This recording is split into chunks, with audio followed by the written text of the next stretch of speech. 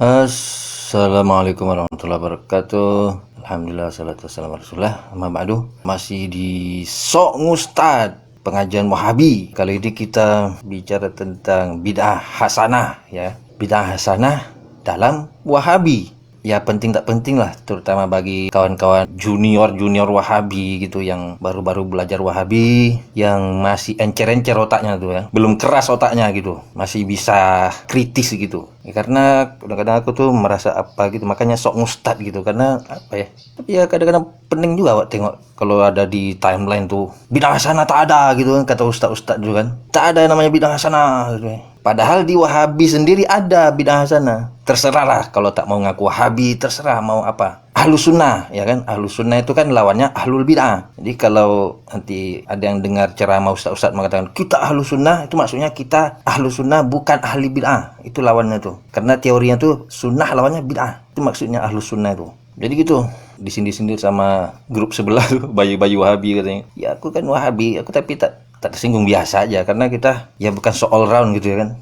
Ya kiri kanan lah kita lihat dulu apanya, lihat dalilnya ini santai aja gitu. Jadi di Wahabi atau di Salafi kayak, atau yang mengklaim ahlus sunnah itu ada menggunakan istilah bid'ah hasanah. Nanti saya bacakan ya teksnya tuh, hampir-hampir hafal tuh, karena saya juga pertamanya tuh apa. Jadi dulu waktu aku tuh lagi Wahabi banget gitu, lagi Wahabi-wahabinya gitu, aku nemu kitab yang judulnya Ahkam Tamanil Maut, yang dinisbatkan kepada Syekh Muhammad bin Abdul Wahab, yang di kalangan Salafi Wahabi diberi julukan Al-Imam. Nah, jadi di Indonesia nih kalau ada ustaz-ustaz yang berani-berani bantah Syekh Muhammad bin Wahab, cobalah kalau tak kena tempeleng ya kan kalau datang ke Arab Saudi sana. Jadi waktu itu langsung otomatis saya bilang, enggak mungkin ini kitab ini Ahkam Tamanil Maut itu adalah karangan dari Syekh MBAW, kita singkat ya, Muhammad bin Wahab. Nggak mungkin. Kenapa? Karena setelah saya baca di dalamnya ada apa istilahnya tuh,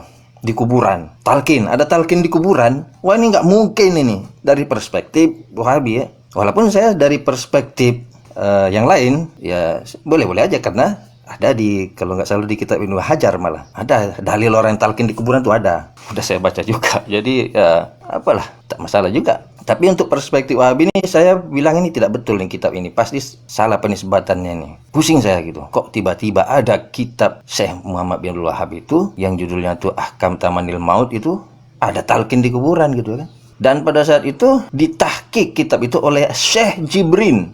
Syekh Jibrin itu waktu itu syekhnya itulah tuh, syekhnya Salafi Wahabi itu di Arab Saudi, mufti Arab Saudi itu yang tahqiq itu. Tapi setelah kemudian di belakang hari ternyata oleh Syekh Saleh Al Fauzan, kitab ini ternyata katanya tuh salah penisbatannya, bukan karangan Syekh MBAW. Bahkan ada kitabnya lagi, Ibtalu Nisbati Kitabul Ahkam bi Muhammad bin Wahab, pembatalan penisbatan kitab Ahkam Tamanil Maut itu kepada Syekh Muhammad bin Wahab oleh Syekh Saleh Al Fauzan itu, dan ditahzirlah Syekh apa tadi itu, Syekh Jibrin, karena kesalahan dia itu mentahqiq itu kitab itu. Nanti silakan ada di download, yang mau download itu ada tuh, masih ada di Google lah. Jadi begitulah akhirnya keterkejutan saya itu terobati, karena tak mungkin ini, karena kita paham masalah Wahabi ini tidak paham-paham kali lah. Istilahnya menjiwa itu ada gitu. Kita tahu ini tak mungkin kita tahu. Nah, sekarang syekhnya itu, sekarang syekh kabirnya itu di Arab Saudi sana itulah Syekh Saleh Fauzan itu. Dan beliau itu sekarang mentahqiq kitab dari Syekh Muhammad bin Wahab juga, yang judulnya itu Ar-Rasailus Syakhsiyah. Tadi Syekh Jibrin sudah ditahzir sama nih Syekh yang sekarang ini, Syekh Saleh Fauzan, dan batallah kitab tadi itu. Sekarang Syekh Saleh Fauzan mentahqiq pula kitabnya Syekh Muhammad bin Wahab, dan di situ saya terkejut lagi.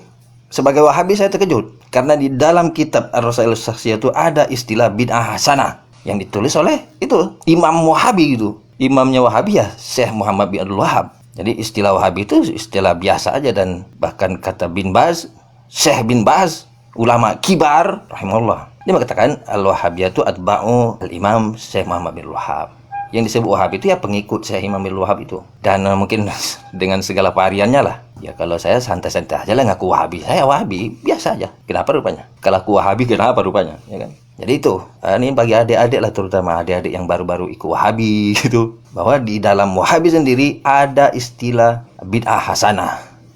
Walaupun ustaz-ustaz itu sering tak ada itu bid'ah hasanah. Apa yang sering dibawakan ustaz-ustaz itu yaitu perkataan Imam Malik yang konon, ini saya menggunakan kata konon karena itu ada di dalam kitab Al-I'tisam, kitabnya Imam Asy-Syatibi. Ini bukan dalam rangka atau bukan berarti merendahkan Imam Asy-Syatibi. Ulama itu tetap kita hormati. Tetapi di dalam kitab Al-I'tisam itu Imam Asy-Syatibi yang jaraknya dengan Imam Malik itu sekitar 300 tahun. Tetapi di dalam kitabnya Al-I'tisam itu, nanti silakan adik-adik itu adik-adik aja lah, yang udah tua-tua tak usah lah, yang adik-adik itu silakan dicek lah. Di dalam kitab Al-I'tisam itu langsung aja Imam Asy-Syatibi itu bilang, wa qalal majisun sami'tu malikan yaqulu, maka berkatalah al-majisun, yaitu orang yang atau ulama juga yang hidup sezaman dengan Malik, karena dikatakan sami'tu, aku mendengar Malik berkata. Permasalahannya apa di situ, di kitab itu? Tidak ada sanadnya. Ini Imam Asy-Syatibi ini mendengar dari siapa? Padahal jaraknya ke Imam Malik itu 300 tahun itu. Imam Malik itu meninggal tahun 179 Hijriah. Sedangkan Imam Asy-Syatibi itu lahir 500-an kalau nggak salah itu. Jadi ya 300 tahun lah bisa dikatakan begitu. Tiba-tiba Imam Asy-Syatibi hanya menulis wa qalal majisun sami'tu malikan yaqulu.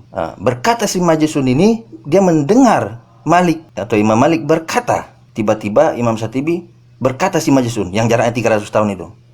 Tidak ada di situ dijelaskan dari siapa sampai ke majisun bahwa ini berkata. Tidak ada. Nanti mungkin kalau pakar-pakar hadis itu akan mengatakan ini ada tadlis di dalam itu. Apa kata Imam Malik situ yang kononnya itu tadi? Imam Malik berkata itu dalam kitab Al-I'tisam itu, ini sering dibawakan ustaz-ustaz itu. Ustaz-ustaz Wahabi lah, terserah lah, kalau tak terima ya ustaz Salafi atau ustaz Sunnah, lantaklah situ kan. Jadi di situ dikatakan Imam Malik berkata, sami'tu Malikan yaqulu man ibtada'a fil islami bid'atan yaraha hasanatun faqad zama'a anna Muhammadan sallallahu alaihi wasallam khana risalah li'anna Allah qala al-yawma akmaltu lakum dinukum. Atau lebih kurang begitulah matannya itu kan, apanya itu teksnya gitu ya kan. Jadi berkata Imam Malik, barang siapa yang melakukan bid'ah yaraha hasanah, melihatnya sebagai kebaikan hasanah, ini maksudnya menyerang yang namanya bid'ah hasanah itu, maka dia telah menganggap Muhammad telah mengkhianati risalah kenabiannya. Itulah yang sering dibilang-bilang ustaz itu. Nanti silakan adik-adik Wahabi cari itu di dalam kitab Al-I'tisam karya Imam Asy-Syatibi. Buktikan sendiri ya bahwa itu tidak ada sanadnya itu. Langsung aja dikatakan wa qala al-majisun sami'tu malikan yaqul. Maka kalau saya menggunakan kata konon, wajar-wajar saja lah jadinya. Yaitu perkataan itu yang sering dibawakan, yang sanadnya ya dengan segala hormat itu bisa dikatakan sanadnya tidak jelas juga. Dan ternyata Syekh Muhammad bin Wahab mengatakan dalam tadi itu kitabnya yang ditahqiq oleh Syekh Shalih Fauzan yang masih hidup sekarang ini, ulama di Arab Saudi itu, mengatakan dalam kitabnya Ar-Rasailus Syakhsiyah halaman 107. Ini silakan adik-adik Wahabi cari itu Ar-Rasailus Syakhsiyah halaman 107. Itu saking saya terkejutnya saya hafal jadinya tuh. Kenapa ada pula istilah bid'ah hasanah di Wahabi ini ya kan? Apa kata Imam itu Syekh itu? Wal maqsudu bayanu ma nahnu alaihi minad din annama ibadatullah la syarika lahu fiha binakhli jami'i syirk. Bahwasanya maksud kami, apa yang kami jalankan dalam agama ini, yaitu menyembah Allah la syarika lahu, yang tidak ada syarikat sekutu baginya, nakhla'u jami'a syirk, kami menanggalkan segala macam bentuk kesyirikan. Kemudian apa lagi katanya? Wa mutabi'atan lirrasuli nakhla'u jami'al bid'ah. Tadi itu kan menyembah Allah tidak ada syirik gitu kan. Itu. Kemudian dikatakan dan mengikuti Nabi, yaitu Nabi Muhammad, bi khalqi nakhla'u jami'al bid'ah, kami menanggalkan segala macam bentuk bid'ah. Bid'ah ini jamak dari bid'ah, segala bentuk bid'ah. Tapi ada lanjutannya, illa bid'atan, kecuali bid'ah laha aslun fi syar'i, kecuali bid'ah yang ada asalnya dari syariat. Jadi ada bid'ah yang asalnya dari syariat. Dikasih contoh oleh Syekh Muhammad bin Abdul Wahab. Contohnya itu apa ya?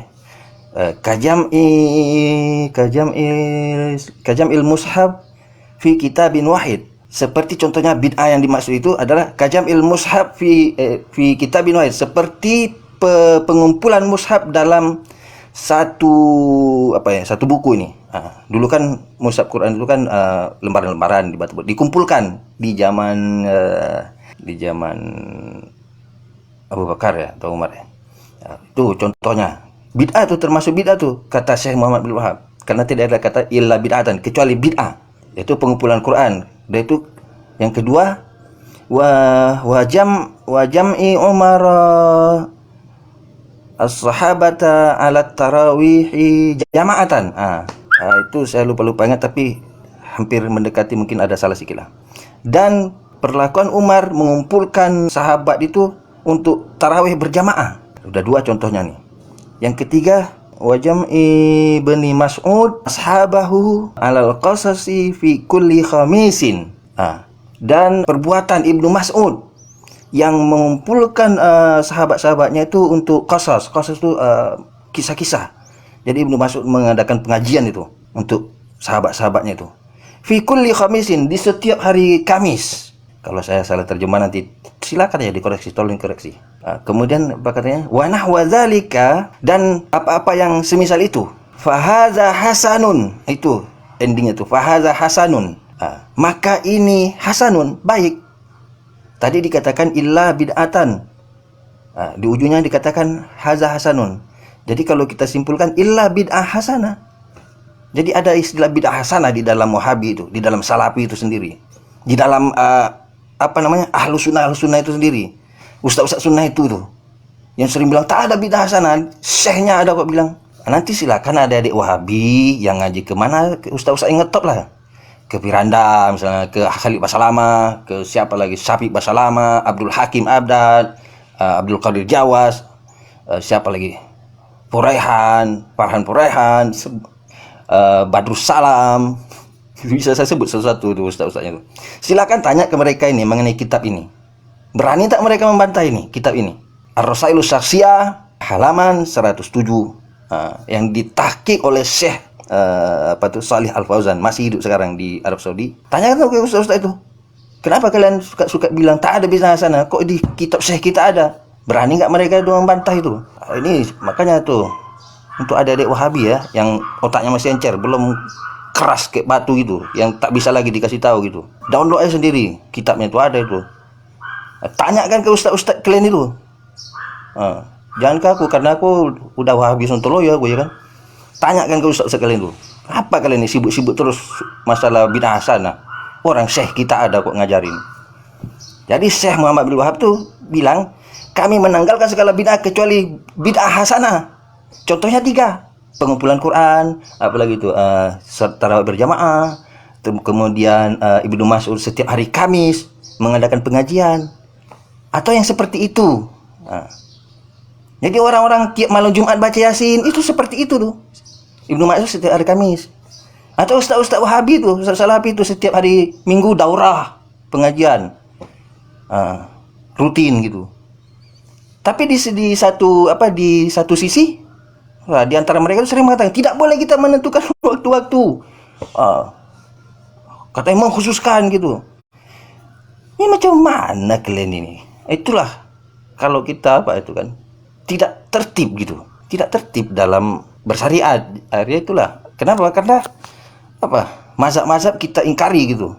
Karena mazhab-mazhab itu adalah untuk bersyariat secara tertib. Tapi nantilah bicara mazhab ini sangat rumit. Tak ada kapasitas semua ini kan, sok paten aja.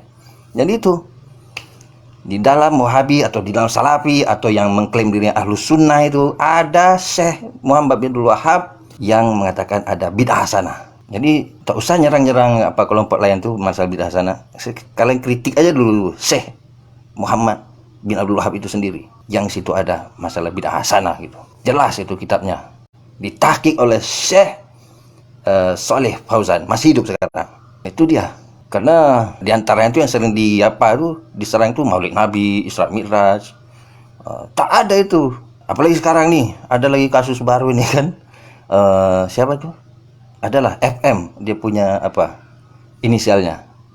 Dia menikahi santrinya itu berdua aja di dalam kamar dengan beralibi melaksanakan nikah Daud, yaitu nikahnya Al-Imam versi atau mazhab menurut mazhab Imam Daud Az-Zahiri. Padahal tidak jelas itu apanya. Seperti tadi itu sanad itu tadi, katanya aja tuh. Makanya bab periwayatan itu penting sekali, terutama kalau kita sudah membahas mengenai keabsahan periwayatannya, itu status dari riwayat misalnya hadis ini sahih atau apa gimana gitu kan. Setiap orang yang meriwayatkan tuh diteliti oleh para pakar itu, apakah dia pernah berbohong, apakah dia nih sikoh itu yang sudah hafalannya tuh tidak bisa hilang gitu, gitu udah al-hafiz gitu kan. Ulama-ulama itu kalau sudah diberi gelar al-hafiz itu hafalannya 200.000 ke atas hadisnya tuh. Makanya yang sekarang ini adik-adik kita yang hafal Quran itu tak perlu dikasih gelar al-hafiz. Kalau baru hafal Qurannya udah tak perlu dikasih gelar-gelar al-hafiz. Nanti jadi apa gitu. Tak enak kita sama ulama gitu kan. Mereka tuh digelari al-hafiz itu 200.000 hadis ke atas hafalannya. Jadi begitulah mengenai tadi itu riwayat tentang Imam Syatibi itu sanadnya tidak jelas. Tiba-tiba Imam Syatibi mengatakan waqala al-majisun, berkata al-majisun, seolah-olah seakan-akan Imam Syatibi ini mendengar al-majisun yang jaraknya 300 tahun gitu. Walaupun kita tidak mengingkari Syatibi itu al-imam, gelarnya Imam Syatibi gitu kan. Tidak boleh kita merendahkan ulama, tetapi dalam penelitiannya begitu. Apa yang ada di faktanya ya begitulah.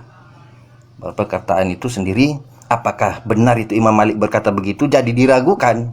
Yang ada yang punya sanad itu dari ulama juga, Ibnu Hazm. Ibnu Hazm ini dianggap sebagai pengikut Az-Zahiri tadi, Daud Az-Zahiri. Kalau Ibnu Hazm, versi Ibnu Hazm mengenai perkataan Imam Malik tadi tidak begitu. Tidak ada kata-kata ya roha hasanah. Kenapa? Ini kata-kata ya roha hasanah ini dapat dipersepsikan untuk menyerang orang yang mengatakan adanya bid'ah hasanah. Dan ternyata Syekh Muhammad bin Abdul Wahab menggunakan itu, bid'ah hasanah. Ini penting kan, adik-adik Wahabi yang baru-baru itu pasti penting tuh kalau menangkap ide apa yang saya sampaikan ini. Jadi kalau masih ya baru-baru ikut daurah sekali kan, baru-baru belajar Wahabi lah gitu kan. Oke lah, jadi orang sunnah gitu kan. Dengar ceramah Ustaz Sunnah gitu kan, Khalifah Salama, Firanda, silakan aja belajar, silakan belajar. Tapi baru belajar tuh tak usah lah kali kan bikin postingan gitu kan, Facebook, bid'ah hasanah tak ada contoh dari Nabi. Kata-kata tak ada contoh dari Nabi ini kalau orang telah bulat-bulat bahaya loh, bahaya. Contohnya kenapa? Itu tadi yang menikah itu, bisa aja bilang saya ikut Nabi kok, Nabi nggak pakai wali, nggak pakai saksi nikah. Macam mana tuh? Begitulah kalau kita nih kan, keras kepala gitu, kaku gitu, tak mau kita baca kitab orang, dengar dalil orang, tak mau kita, jadi ya susah lah, udah azan pula ya kan. Gitulah kalau sok paten ini memang tak jelas juga ngomongnya, hancur lebur, campur aduk, sontoloyo. Assalamualaikum.